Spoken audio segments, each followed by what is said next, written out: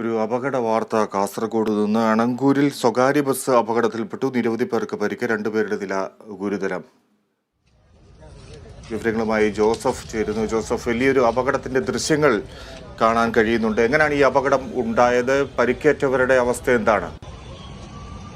Fiji ഇന്ന് 9:40 ഈ അപകടം ഉണ്ടാകുന്നത്. ദേശീയപാത അണങ്കൂരിൽ സ്കൗട്ട് ഭവന് സമീപമാണ് ഈ അപകടം നടന്നത്. കണ്ണൂരിൽ നിന്ന് കാസർഗോഡേക്ക് വരികയായിരുന്ന സ്വകാര്യ ബസ്സാണ് അപകടത്തിൽപ്പെട്ടത്. BC റോഡിൽ സിവിൽ സ്റ്റേഷനിൽ ഉദ്യോഗസ്ഥരെ ഇറക്കിയ ശേഷം മറ്റൊരു ബസ്സിനെ മറികടക്കാനായി അമിത വേഗതയിൽ ഓടുകയായിരുന്നു. ആ സമയത്താണ് നിയന്ത്രണം വിട്ട് ഈ വാഹനം മറിഞ്ഞത്. ഡ്രൈവറും കണ്ടക്ടറും അടക്കം ബസ്സിൽ 7 പേരാണ് ഉണ്ടായിരുന്നത്. അതായത് കാസർഗോഡിന് തൊട്ടടുത്തൊരു സ്ഥലമാണ്. ആ സമയം ഈ അണങ്കൂരിൽ സിവിൽ സ്റ്റേഷനിൽ ഉദ്യോഗസ്ഥരെ ഇറക്കിയതിനു ശേഷം വളരെ കുറച്ച് ആളുകൾ മാത്രമേ ഉണ്ടായിരുന്നുള്ളൂ.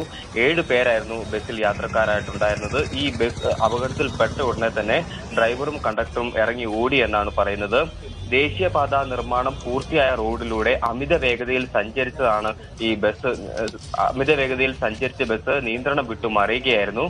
ബസ്സിലുണ്ടായിരുന്ന പരിക്കേറ്റ 2 പേരുടെ നില ഗുരുതരമായി തുടരുന്നു. ഇവരെ കാഞ്ഞങ്ങാടേക്കും കാസർഗോഡുമുള്ള സ്വകാര്യ ആശുപത്രിയിൽ പ്രവേശിപ്പിച്ചിരിക്കുകയാണ്.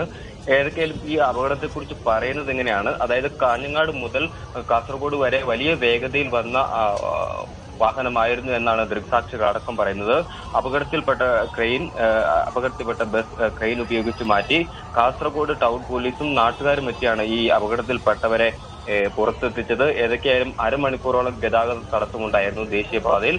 ഇപ്പോൾ ദേശീയപാത ക്ലിയറാക്കി വിട്ടിരിക്കുകയാണ്. ഏതൊക്കെയായാലും വളരെ ദാരുണമായ സംഭവം. ഈ ദേശീയപാതയിൽ തുടരെ അപകടങ്ങൾ ഉണ്ടാകുന്ന ഒരു പതിവ് കാഴ്ചയാണ്. കഴിഞ്ഞ മാസത്തിലും ഇത്തരത്തിൽ സ്വകാര്യ ബസ് മറിഞ്ഞ് 60ഓളം പേർക്ക് പരിക്കേറ്റിരുന്നു. ഡ്രൈവറും മരിച്ചിരുന്നു.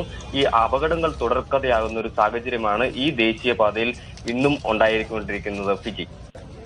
ശരി, ജോസഫ് റിപ്പോർട്ട് ചെയ്യുന്നു കാസർഗോഡ് നിന്ന്. കാസർഗോഡാണ് ഈ ഒരു സംഭവം ഉണ്ടായിരിക്കുന്നത്. പ്രേക്ഷകർക്ക് ദൃശ്യങ്ങൾ കാണാം. ബസ് മറിഞ്ഞു.